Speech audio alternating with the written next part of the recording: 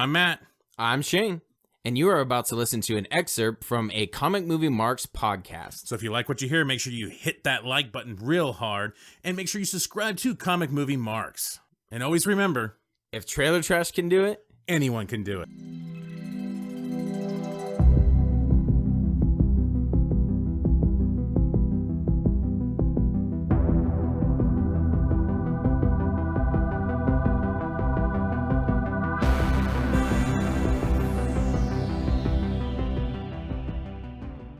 Because Tim and I have actually seen Stranger Things. Shane's kind of a loser and he hasn't seen it yet. So he's off in his own little ventures right now. So he is unable to see it. So we're actually going to break down and review Stranger Things Season 1 and 2. So let's get this thing kicked off. I have the IMDb pulled up right now for Stranger Things Season 1. It got a 9 out of 10 on IMDb. Who are the people that only gave it 9? God damn it. No, just kidding. I'm just going to let it go to Tim right away here, and we're going to basically compare Stranger Things 1 and 2 to each other and give our thoughts on both seasons.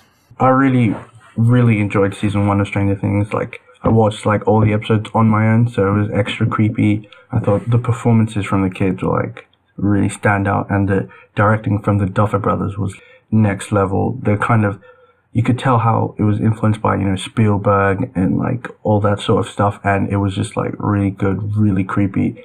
And obviously it was a bit of a pop culture phenomenon. So, that's the best thing you can hope for with a show like that. I was really pleased with Stranger Things Season 1. One of the best TV shows I think I've ever watched. I don't watch a lot of TV, but definitely one of the best. Yeah, actually, the thing about Stranger Things for me was that I came in a little bit late on that. Basically, I started watching Stranger Things Season 1 when Stranger Things Season 2 came out. So I had a full thing of binging to watch to get caught up on everything. And it is kind of amazing. And this is one of the examples that I feel where nostalgia is done right compared to a lot of other movies lately and a couple other things that we'll talk about a little bit later possibly, where nostalgia is forced compared to nostalgia being done right. Yeah. And that's where I think Stranger Things nails it. They nail it because it's just done in a very subtle way. It's just the way that the show is presented in a manner, like you said, reminds you of a Spielberg movie or reminds you of another, like a Lucasfilm movie or something like that. It just gives you that nice little, hey, classic feel to it, and you feel comfortable watching it. I remember when I watched the first season, I didn't know anything about Stranger Things. So I was going into it by someone telling me at work, you got to watch it. I had no idea what to expect about this show. Mm-hmm. I had no idea.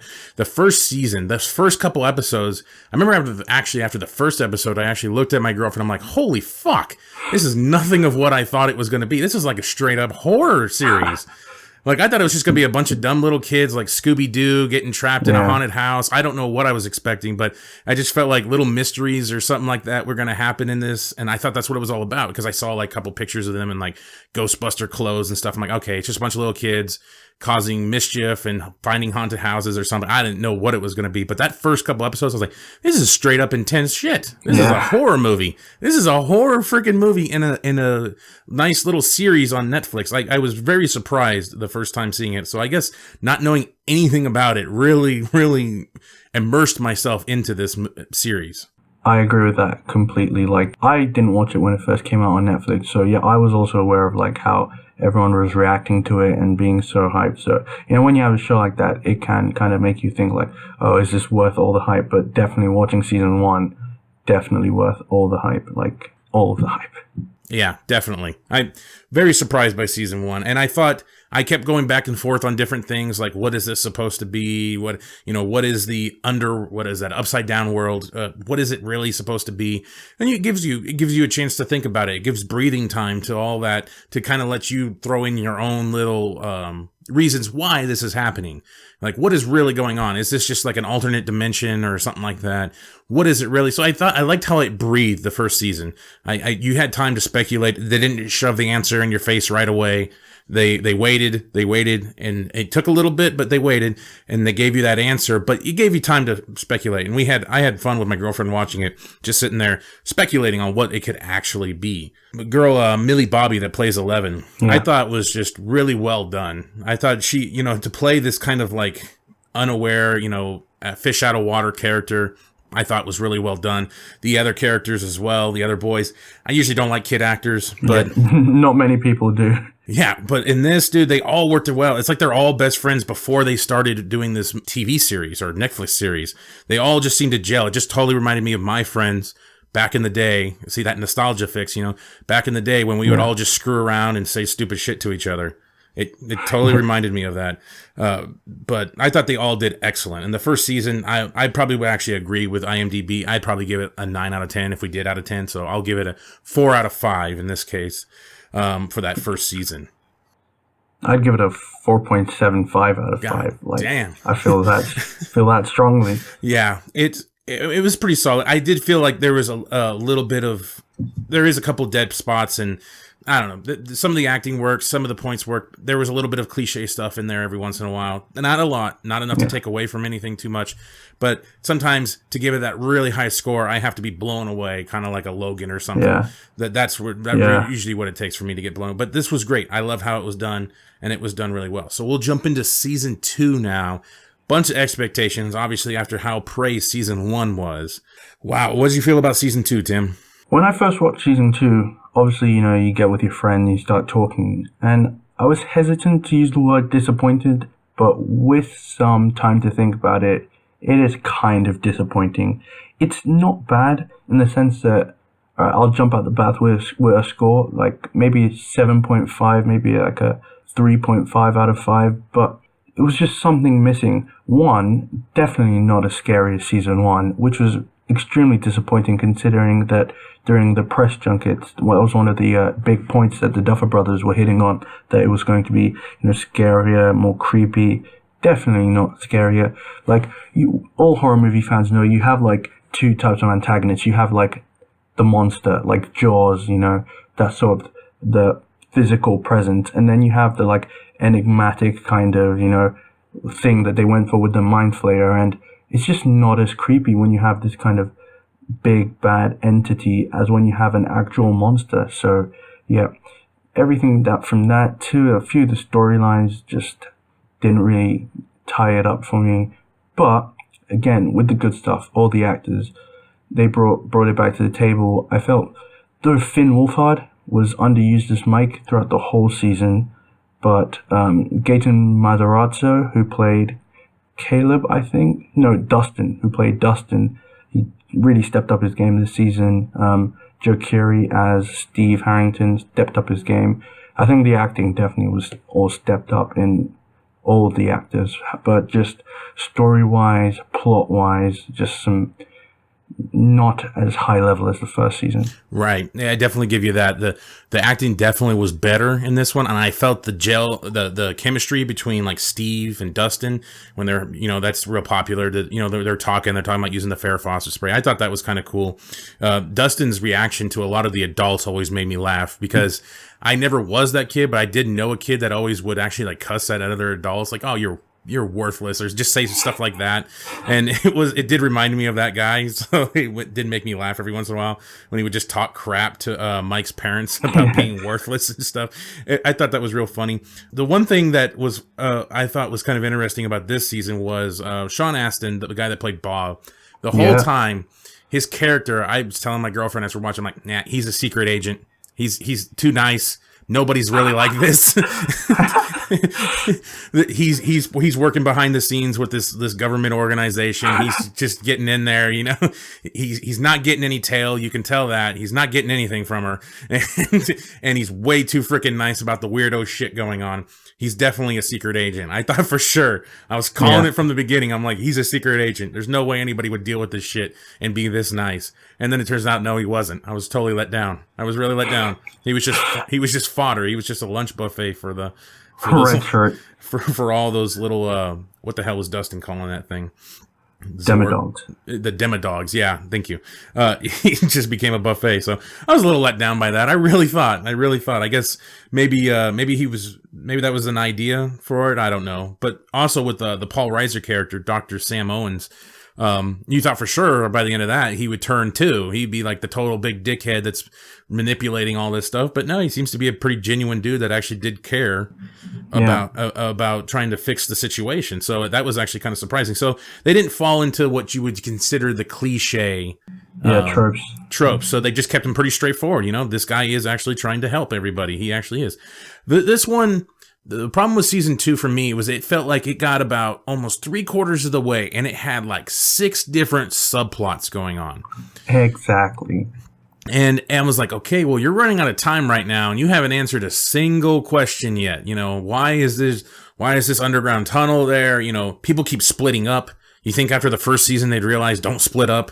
You know, it just seems like that kind of a little bit of a horror movie cliche. You know, somebody's got to go off on their own. You know, because Jim Hopper, he goes off in that tunnel by himself. I'm like, come on, dude, just get that organization. You know, that the guy that was helping you, the Dr. Sam guy. Get them in there and have people actually legitimately look at this shit. Don't just dive in there by yourself. It just seemed, with all the weird shit going on, I don't know why you would think you can just go handle something by yourself after you've seen all this weird shit. Yeah, especially considering how competent he was in the first season for him to, like, make a move like that now that he's even aware of all the weird shit that's going on. It's a bit out of character. Yeah, see, that's what I mean. It just... You want to see characters learn from lessons, learn from the life experience that we've all experienced through that first season. But it kind of seemed like, and I mean, I get it's weird shit, it's nothing that no one can ever really prepare for, obviously, in a real world situation. But it just seems like, come on, man. You've seen a girl lift people in the air, throw them around. Just like, you've seen some weird shit, dude. You've been in a completely different dimension and at one point, but yet you're just going to go dig a hole in the middle of this pumpkin patch and dive into this tunnel by yourself without knowing anything of what's going on. It just, those type of experiences are weird. 11 looking for her mom, I thought was not complete waste, but I thought she should have spent more time with the mom instead of trying to find this other test subject, what was it, 13 or whatever the hell, or 8? Eight. Yeah. Instead of going off looking for her, I thought that was kind of a weird thing. And then you got Dustin and Steve looking for the demi-dog, the original one that was his pet that ate the cat. It just a bunch of different things. Then you have the new girl that was brought in that the boys are, Max, that are fighting over. And it's just kind of like all these different little subplots. Then you're trying to figure out what Max and her brother or stepbrother doing, like what the fuck's going on with that. Tons of subplots that some of them didn't even get answered by the end of the season, and just too much going on at one time, too much separation. Everybody was split up too much at one point. Yeah, I definitely agree with that. Like, the subplots did kind of come together at the end, but not in a very satisfying way. I say the highlights of the season, definitely Steve and Dustin's relationship. Definitely, I would say all the stuff going on with Will's mom taking control, Winona Ryder, and trying to help Will being able to do more this season than she was last season. And that's really all the stuff that really was great for me. I mean, with Nancy and Jonathan going off trying to explain what's going on with what's his name, the conspiracy theorist. Oh yeah, shit. Yeah, that was kind of hit and miss for me. Their whole romance was kind of hit and miss for me this season, and the stuff going on with the kids was not as engaging as it was in the first season, and the main plot with the monster was not very captivating, considering it was kind of like nearly a direct, like, I know it should be a continuation, but it would have been nice to see like a whole different monster instead of just this one thing which creates the same monster from season 1, basically. So yeah, I would say plot-wise, a bit disappointing. And they do leave, I think, the strongest part, which is characters. They do leave a lot to work with in further seasons, which is, I guess, a bonus for them. But for the plot-wise this season, not amazing. Right. And that tornado monster or whatever he was, that was when they first revealed that, like the drawing, and when Will is getting that kind of whatever that is, when he's getting dropped in there and he sees that, I looked at my girlfriend, I was like, holy shit, what the fuck are they going to do with that? Like, that was my reaction. Like, there's no trapping that in a bear trap in a hallway, you know? There's just, I was like, what the hell is that? And then ultimately, it just kind of, I don't know, it abducted Will, or took over Will, possessed Will, that's the word I'm looking for. It possessed Will, I guess, in some manner. Yeah. And it didn't seem like that really made sense. Like, I don't know why possessing Will really mattered, because it seemed like it had everything under control anyway. Even though those guys were down there flamethrowing and stuff like that, it was still growing. It was still spreading like crazy. So it didn't seem like it even mattered if it possessed Will or not. I guess it had the information, as they kept referring to it as the spy. Yeah. But in the end, it just didn't. It seemed like the humans on the other side didn't even have any ways to defeat or even do anything to him other than the flamethrower. So why possess Will? It just seemed like he already had a demidog army. It didn't really need much more than that. It just seemed like it was kind of lost. I really wanted to know what that thing was, but it looks like they teased it. It's still there for the end of season 2 there, and it's probably going to come back during season 3. But we'll see what happens with that. Yeah, honestly, I'm not too hot on the Mind Flayer monster as a antagonist moving forward. As I said at the beginning, I would much rather have like a Jaws situation where there's a physical monster that, you know, they have to run away from, that they can capture, that they can fight back, rather than this entity which is kind of like controlling. And, you know, it can be creepy, and I get what they were doing with the whole possession thing, but it really just took away from the whole horror film of the whole thing. Yep, definitely, because it also, that whole demidog army, it's like exactly like you said, the Jaws aspect, where it's just one single shark, one thing terrorizing people coming out of nowhere. You don't know where it's coming from. But in this one, it was like an army. Just imagine if you had an army of Jaws. Like, it just would feel like Sharknado. And so it kind of loses that luster. That's never good. And it kind of becomes a joke, you know, And then, like, you know, the little demidog likes nougat, I guess. So it's just some weird choices. And I guess it kind of felt like the guys were just kind of surprised they actually got a season 2. So they made this great story in the first season, and they obviously casted well, and they had these great characters and everything. And the second season, I'm like, well, how the hell do you top the first season? And more demigods or demigorgons, you know, more of them, but demidogs, you know. And so it just kind of seemed like they weren't quite ready for that yet. You know, the pressure of having a very popular show can cause you to kind of go into not necessarily the greatest choice story plot wise. So what was it? I think it was episode 9 or whatever is the one that everybody was literally just about to bring that up. Go ahead then. Go for it. Yeah, well, it's infamous now, isn't it? Yeah, it is. I think it's either 8 or 9. I was about to say, I couldn't remember if it was 8 or 9. Yeah, well, it was honestly, it was probably the worst episode of this show ever. It was really bad. It felt like, I don't know if you've seen, but there's a bunch of these shows just happening now at the same time. There's like Gifted and there's Runaway. It's like basically the same concept. It's, oh, we're teenagers with powers and we're on the run. Loads of these shows happening these days, and it just felt really bad, and it was incoherent to the rest of the season. They tried to tie it in with the whole 11 blossoming her powers thing.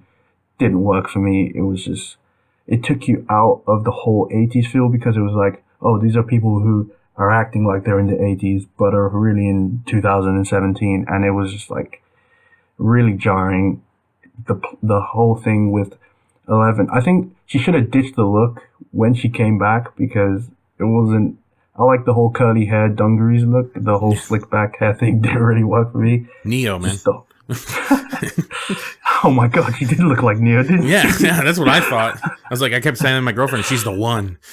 She believes. Guess she got blue pilled, you know? Yeah. Well, yeah, episode didn't work for me on any level. And the saddest part about that episode is with the whole, oh, there's numbers and there's different people with powers. That was a really interesting thing to think about.